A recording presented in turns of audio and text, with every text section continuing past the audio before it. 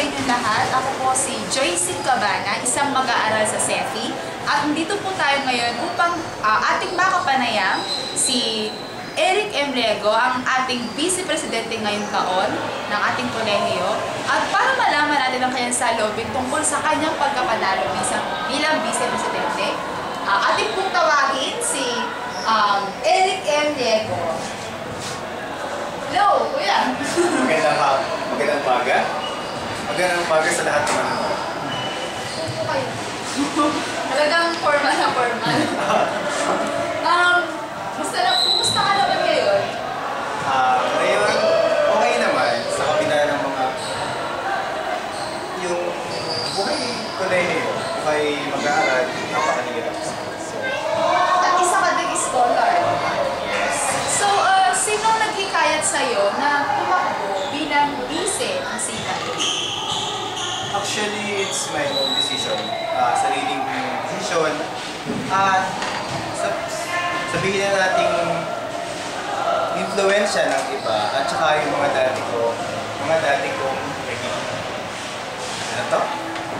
dati kong kapwa officers. Kasi dati ay gusto na akong auditor. Paano ba nabuo yung CEFI? Balik ko kasi yan. Since na si Kayla ay isang dating representative way back 2009, ayun, pumasok ako sa CEFI. Hindi kahit na ako maging auditor. At ayun, nagkaroon kami ng party, which is the party. Yun. So, binuo namin yun upang magkaroon kami ng isang layunin dito sa Kalayan. Ano bang layunin ng CEFI?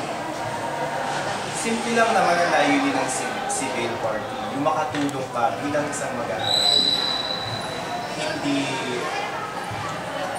Alam mo yun, yung makatulong ka lang sa mga administrator, hindi naman ibig sabihin ng pagtakbo mo para umibabaw ka sa ibang estudyante.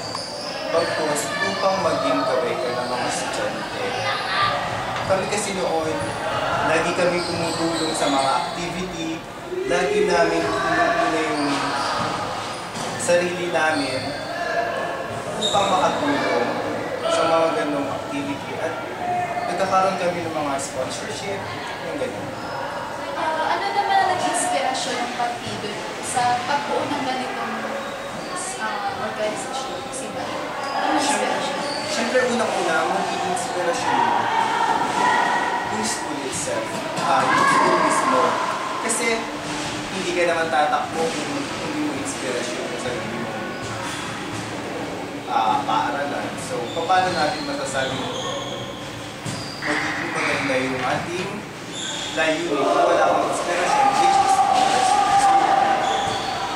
So, sa palagay mo, ano ang ibig sabihin ng partido na student initiating body advocating idea leadership yung CEFI? Ano ba sa palagay mo, sa iyong sariling pananaw, ano bang ibig sabihin ng CEFI na yun? it is simply guiding students, not, hindi dapat natin kung tulad sinabi ko kanina, hindi dapat tayo yung umibabaw. Tayo yung gumabay. Alam mo yun na initiating, tayo yung mangunguna, at the same time, tayo yung aalalay. Hindi natin kailangan maging mapagmataas para maging leader. Kailangan natin makisabay para maging leader. Kasi sa panahon ngayon ng mga estudyante, minsan hindi na natin makita yung leadership dahil nga, ito sinasabi ko, opinion ko lang, yung hindi na masyadong aktibo ang mga estudyante, pero sa pamamagitan namin, ginagawa namin aktibo. Kaya we initiate something to become more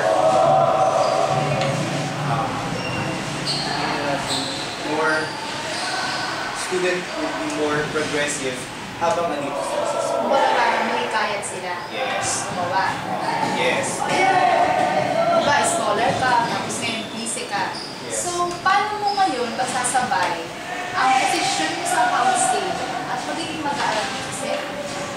lalo na, scholar ka pa. Paano ko naman? Paano kapagpasa mo kayo? Nasa sa'yo naman yan eh. Nasa sa'yo kung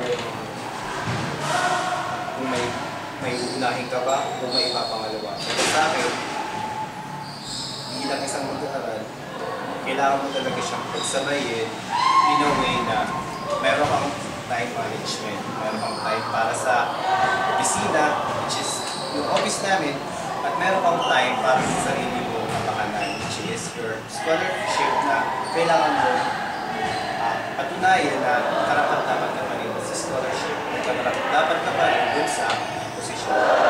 So yun naman, yung nagiging aktibo mo sa pareho. Ano nga yun? Parehong sitwasyon. Sitwasyon, yan. Tama. Napakagaling mo.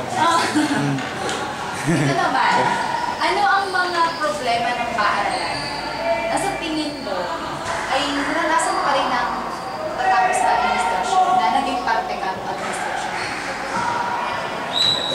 Ulit-ulit yung sasabihin na ang tingin ko lang is maging aktibo tayong lahat. So, yun pa rin yung nagiging problema natin paminsan lang siyempre. Hindi naman hindi active yung mga estudyante. Siyempre, na-admit ko na active talaga ang estudyante ngayon. Pero, nakita ko pa rin problema is minsan walang pakialam ng mga estudyante, which is ikinalulungan namin. Pero, hindi ko sasabihin dahil na sa amin, gusto namin kaya kami tumakbo, kaya kami naging officer, gusto namin pangunahan ang bagay na magiging responsable at aktibo ang bawat estudyante. Nagigets mo ba, Joyce? Nagigets ko. Yun. So, yeah. Tama ka naman doon, diba? Kasi minsan sa isang ibang activity, may mga estudyante wala rin pakita. Sample sa election na lang, hindi lahat bumoto. Yes. Pero, sabihin din sa election. Yun, doon pa lang po, pumapatak na yung aim namin. Hindi namin aim na manalo agad-agad. Aim namin na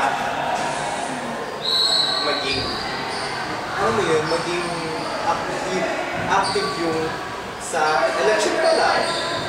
May mga partido. So, doon pa lang hindi na. Kasi ito yung partido. Isa talaga kami. So, hindi naman sa pagmamayabang. Gusto rin talaga namin na may kalaban kami. Para naman malaman namin sa sarili namin kung active talaga ang pag-asif. So, doon pa lang parang nagpapunta kami. Pero masaya na rin kasi kami yung pinagkatiwalaan. Hanggang dun sa dito. Hanggang sa election. Ngayon naman, ano ang masasabi sa pagkatalo ng kapartikulo na si Penasis Cortez bilang Pangulo kay Roldan Valenzuela ng Departamento? Yun, medyo nalulungkot kami kasi ang dami naming plano, pero bagamat andyan naman si Roldan, I think mapapanatili yung plano at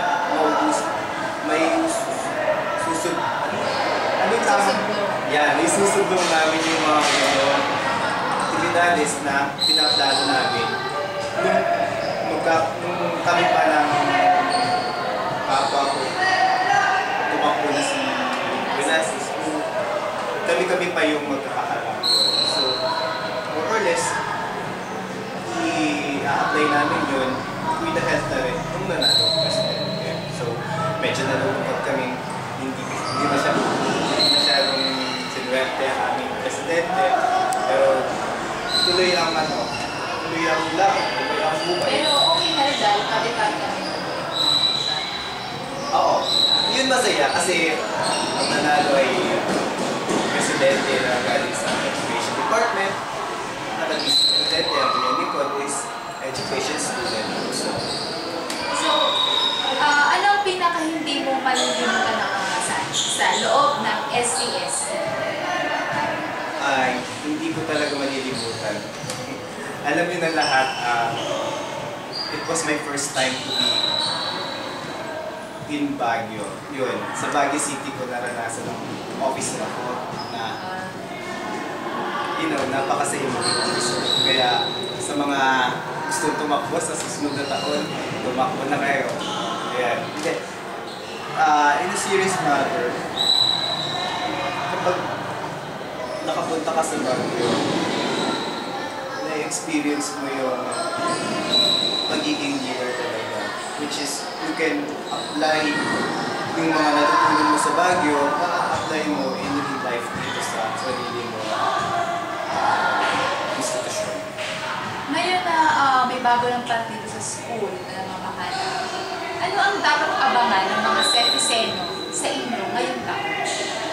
Hindi naman kami nagbago lang ng administrasyon, pero hindi kami nagbago ng partido, which is, we are the successor. It's that, civil kami nung una, civil pa rin kami ngayon. Ibig sabihin, pareho lang yung aming at hikain na manguna, ngunit umalalay sa mga mali. Manguna at umalalay. Iba kasi yung manguna at umibabaw. Pero may mga bago pa kayong naiisip na pampasabot? Diba kumpara noon, para yung ngayon naman maiba? Meron sana akong mga activities na i-propose sa aming advisor at the same time sa administrator. Pero medyo komplikado kasi kaya hindi ko pa masyadong mali-discuss at hindi ko pa masyadong kayang sabihin, which is mahirap talagang sabihin muna ang ngayon. Kasi kailangan kayo plano talaga. Yes. Bago tayo magtapos, ano ang may papayo mo sa mga mag-aaral na gustong tumakbo kung sakali sa susunod na taon bilang isa sa mga kakatawan ng kolehiyo ng SEFI? Ano masabi mo sa kanila? Isa lang masasabi ko sa lahat, you have to be sincere when it comes to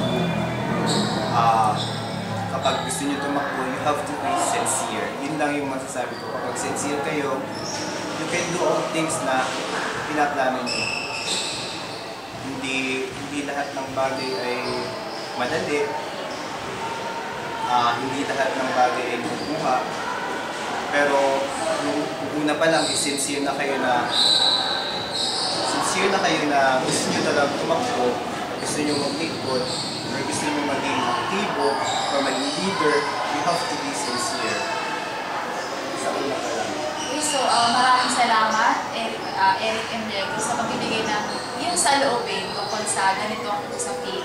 Sana mahikayat ng inyong administrasyon ang mga estudyante na maging aktibo. At di ba yun talagang layo ng eskwelahan? Sana nga, Joyce. Ang ma-develop ang mga estudyante ng kabuuan, mental, so sana magtagumpay ang inyo.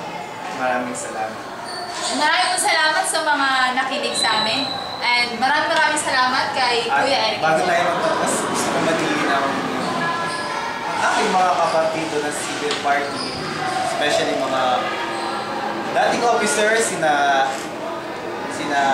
former President Kyla, yan, sina Vice President Jeff, yan.